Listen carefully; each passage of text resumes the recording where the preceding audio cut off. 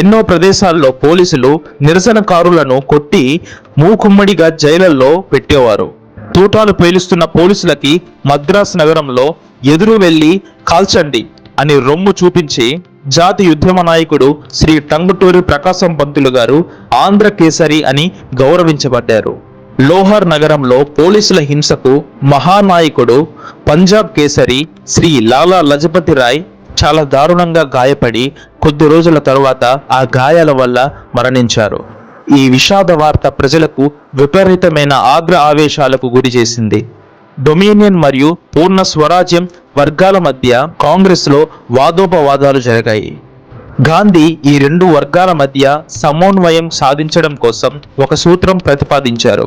December 1928న Kolkata Congress సమావేశంలో ఒక సంవత్సరం లోపు గనక బ్రిటిషర్స్ డొమినియన్ హోదా ఇస్తే ఇచ్చినట్లు, లేకపోతే పూర్ణ స్వరాజ్య సాధన మార్గంలో వెళ్ళేటట్లుగా ప్రతిపాదించారు. దీనికి కాంగ్రెస్ ఆమోదించి తీర్మానించింది. అక్టోబర్ 1929 లండన్లో మొదటి రౌండ్ టేబుల్ సమావేశంలో ఈ విషయాన్ని చర్చించలేదు.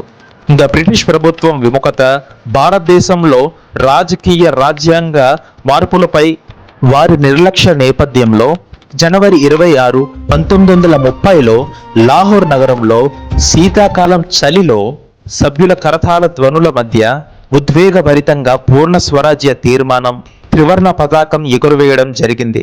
తొలిసారిగా భారతదేశ స్వాతంత్ర్య తీర్మానం అధికారికంగా జరిగింది. ఇదే లాహోర్ మహానగరం దేశ విభజన జరిగి పాకిస్తాన్ పాలవడం అత్యంత విషాదకరం. దీనికి అనుగుణంగా కాంగ్రెస్ శాసనసభ్యులు అన్ని రాష్ట్ర కేంద్ర సభ్యత్వంలో ఉన్న సభ్యులు రాజీనామా చేశారు.